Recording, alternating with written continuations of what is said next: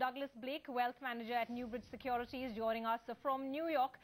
Clearly, Doug, you've got the Fed chairman Ben Bernanke in the hot seat before congressional panel today. He will, of course, be asked about monetary policy and whether the Fed will really entertain further easing. Now, just yesterday, the Fed's minutes did show that some members discussed the potential for further easing. What do you expect?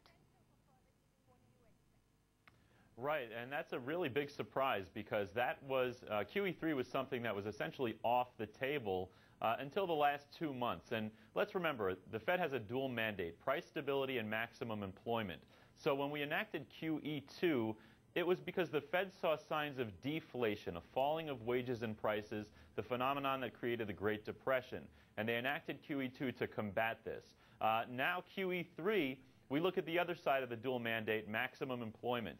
And in the last 2 months, job growth in this country has disappeared. And the unemployment rate has gone from below 9% up to 9.2%. So the justification for a QE3, whether or not it would work being put to the side for now, would be the job growth. And that would give Chairman Bernanke the right to go ahead with some sort of easing in an attempt to stimulate a stagnant jobs economy. Right, Douglas, now the Fed has also pointed out that even a short delay in payment of principal or interest on the Treasury's side in terms of debt obligations would likely cause severe market disruptions and a long-lasting effect on U.S. borrowing costs. Obama, of course, will try and revive those debt talks in the White House today. Do you expect any headway? What changes really need to be made? Boy, this is a really difficult situation. Aristotle once famously said that law is reason free from passion.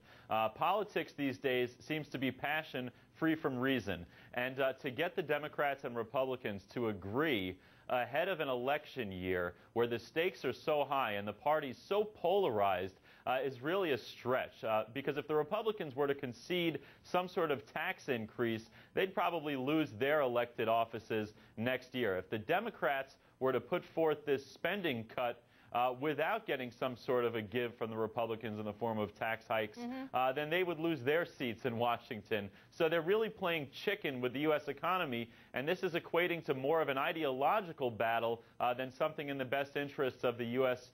Citizens. But you know, that said, there are some ways around this. Obama could hypothetically get the debt ceiling raised until the end of 2012 without any Republican votes, something Mitch McConnell proposed yesterday, and that may be our last-ditch effort to get this debt ceiling raised, because, as Bernanke said, the results of failing to do so would be catastrophic for the U.S. economy. Right, Douglas, many thanks for joining us with your perspective there. Critical decisions, really, before the White House. Meanwhile,